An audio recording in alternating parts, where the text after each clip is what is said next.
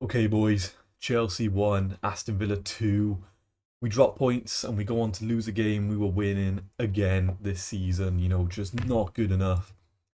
Let's just get straight into it, right? Super frustrating game to watch, especially from a Chelsea perspective, right?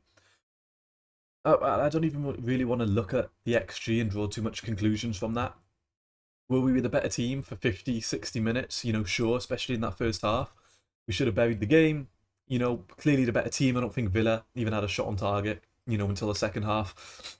But it just shows, again, we can be really good for one half, just like we were against Newcastle. Obviously really slow start, but we turned it back around in the second half. We got the opposite for this game, right? Really strong half, completely bottled it, you know, provided absolutely nothing. Uh, and just let Villa got back into the game. Really not good enough from anyone, the players, the management. Just from the top up. Super disappointing game. Going into this, I kind of thought we would beat Villa as well. Even though Villa obviously they'd won 10 games in a row, 11 now. They were a bit sort of overrated to an extent. Yes, they've been good, but I thought they're definitely a team we can go out and beat. And strictly speaking, we should have won this game. We should have gone into the second half 2-0 up, maybe cruise for the second half. Maybe they get that goal. They don't quite have the momentum. But obviously, because we only had the one goal advantage, all it takes is Villa to get one goal, completely swings into their momentum. We're already in poor form, going into that, for the second goal. So, it just completely capitulated. We just completely bottled it. Look, we had double the XG. It doesn't matter, because we completely bottled the second half. We didn't turn up. And what was most frustrating for me is just the substitutions, right? Not even to say, Maresca got them wrong or whatever, right? Certainly like Cucurella going off, I don't quite understand. But it's just the players that came on compared to the players that came on for Villa.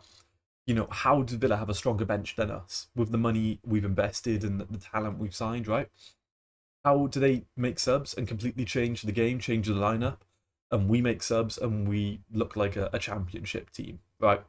So I'm going to get into the substitution players, but if we rate all the players here, Sanchez was okay, made some big saves.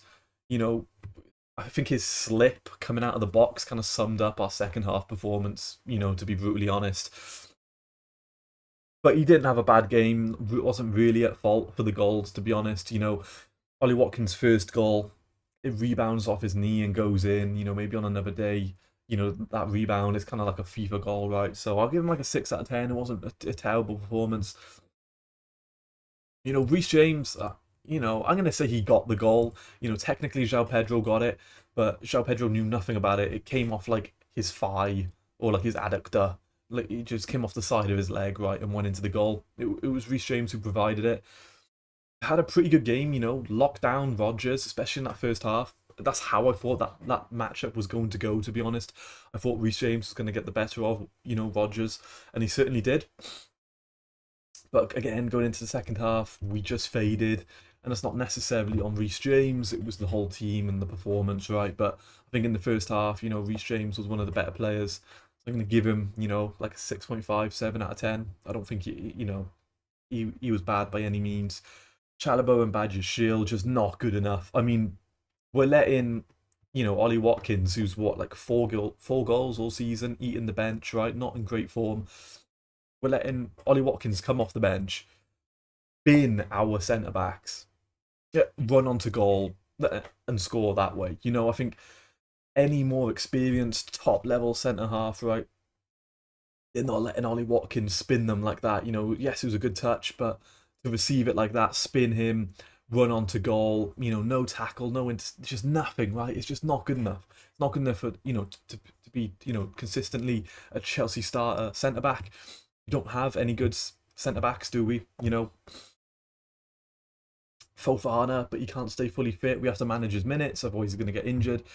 A Champion, look, I'd much rather see him play. At least if he makes a mistake, it's whatever. He's 19, 20 years old. It's what it is. But, Chala, Badger, these players aren't really going to get any better. I think, from here on out, let's just get, a Champion and Fofana playing together. And if Fofana gets injured, we have to sell him in the summer. And if it means we take a loss, we take a loss. But, it's just super frustrating watching these players play game in, game out, constantly making mistakes, rookie errors, and we're dropping points because of it. It's just not good enough. Cucurella, had a good first half, was quiet in the second half, got substituted for Gusto, which didn't really make much sense. But, he was okay in the first half. I thought, look, he got cash booked. We could have definitely, our wingers are at fault, but, their fullbacks, they were there to be taken on, and we just couldn't provide anything. Super frustrating. Cucurella, like sort of 6 out of 10, nothing special, but wasn't one of the worst players on the pitch, right?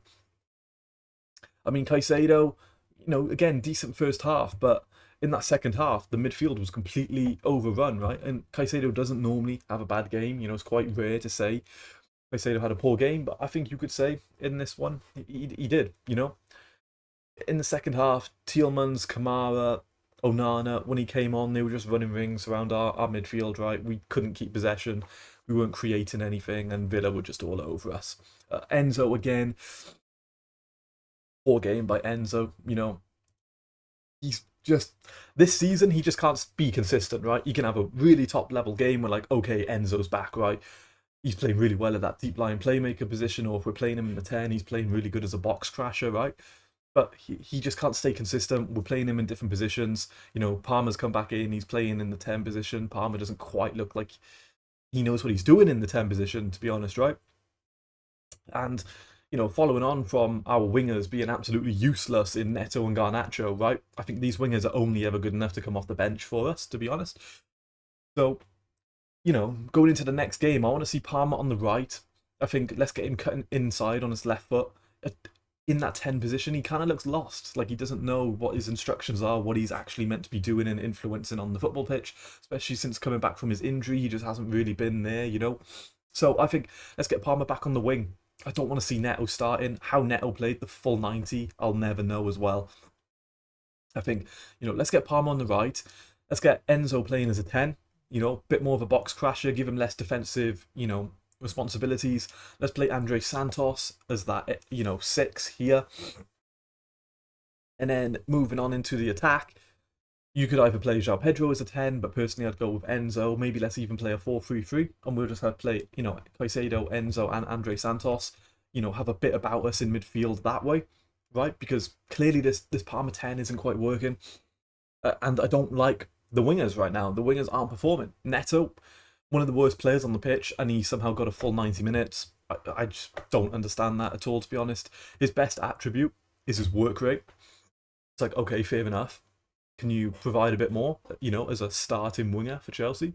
Yes, you can score against Cardiff City, but can you score against Aston Villa? Can you do anything against the top teams? No, you can't. Just not good enough. Really frustrating to watch.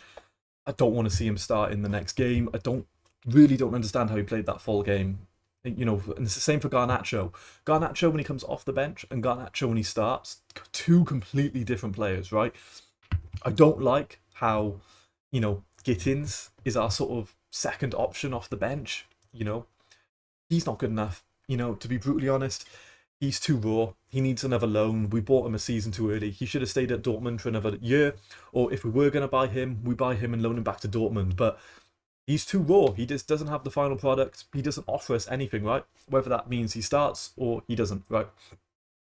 And I don't mind the Garnacho signing as a squad player, right? But he's sort of come in and he's got this big ego and like, oh, I'm the starting winger, and he kind of, strops a bit if he's not starting, right? But he's not good enough to be an out-and-out starter. And when he comes off the bench, 20, 25 minutes, and he can run at people and use his pace, he is quite dangerous, and he's quite, well utilised in that respect, right? Quick winger, can run at, maybe Matty Cash is on a yellow, we bring on Garnacho, Cash is, he's bricking it a little bit, right? But when he starts, he doesn't provide anything. What we need, we've got two wingers here with, yes, they're quick. Yes, they have good off the ball movement, work rate, whatever, right? But end product, there's nothing. So you look at this team and you're like, where are the goals coming from? Can anyone tell me where the goals are going to come from? Bar sort of Palmer, and Palmer's coming back from injury. He's not fully fit, right? It's not Palmer who's, in really good form. Where do the goals come from? Who's creating the chances, right? No one. Exactly, right? We don't have anyone on this team who I can look at and say confidently, yeah, he's going to get us 2 goals. He's going to put the team on his shoulders and carry us forward.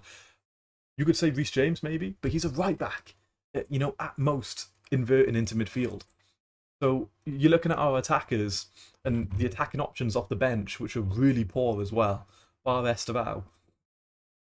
We've got absolutely nothing to change the game compared to Aston Villa. Their subs completely changed the game, Like Jadon Sancho's coming on looking like the best winger on the pitch, It just complete joke, right? So we definitely got it wrong in the transfer market. Again, how many times do we have to say that? But again, I don't mind the Garnacho signing. I wasn't the biggest fan when we did it, but being sort of objective, not trying to be biased because I was never Garnacho's biggest fan.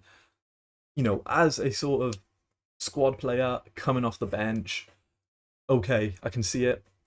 Whatever. It's not a bad sort of option to have. 20 minutes, he's fast. He's still young, right? But him and Gittins, we can't do that, right? We need some sort of inside forward, someone who's going to get us goals, a bit more experienced, just like, I'm talking like 25, 26, just someone who can play off that left.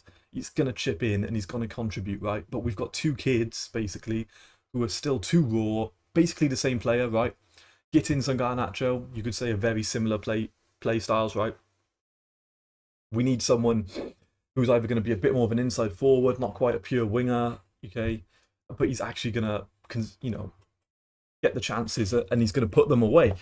Just like Garnacho, he can create a lot of XG, right? Against Newcastle, in other games, he could come away with a goal or 2, right? But his finishing isn't all there.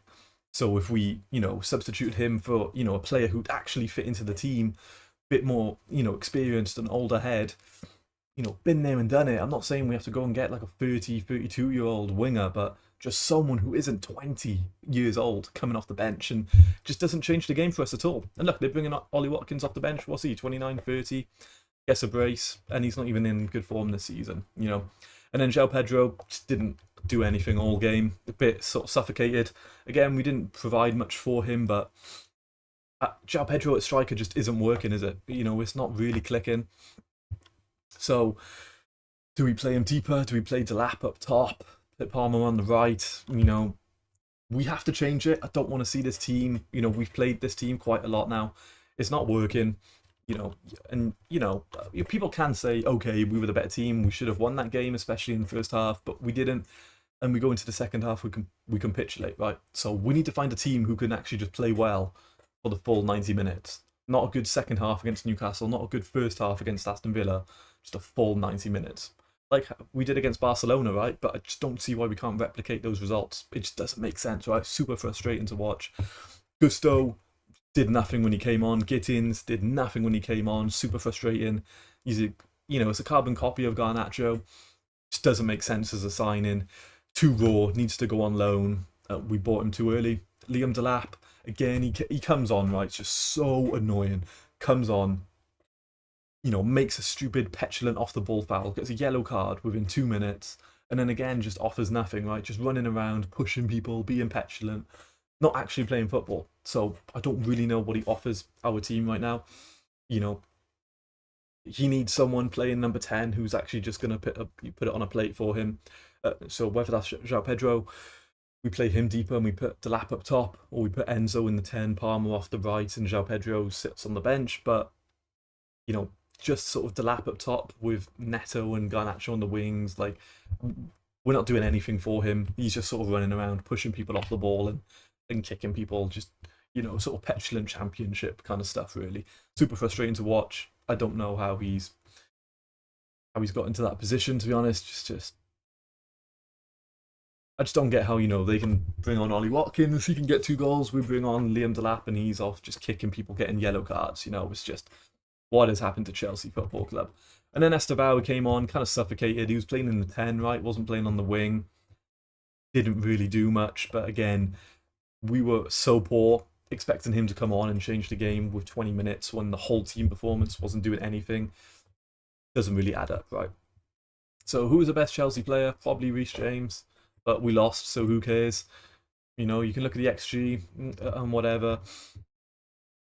It's just super frustrating, you know. And it just goes back to the hierarchy, signings we made in the summer. You know, I coped a little bit and I was sort of saying, you know, the signings were like C, B tier, right? But realistically, they're kind of like D and E, right? They're just not good enough. We didn't level up as a team. If anything, we got worse, right? We didn't strengthen, especially squad depth wise. Okay, you could say, you know, fully fit Chelsea team, you know, we're a strong team, right? But with options coming off the bench, look, and you know, how poor have Liverpool been this season, and they're above us. We're on the same points as United as well. Just not good enough. You know, it's not a very strong league at all. We should comfortably be third. And, you know, we're here 11 points behind City, 13 points behind Arsenal. And we're 18 games in, right? We're halfway through the season. So, not good enough at all. You know, we're on course to finish the season with 58 points. You know, obviously not building upon what we did last season.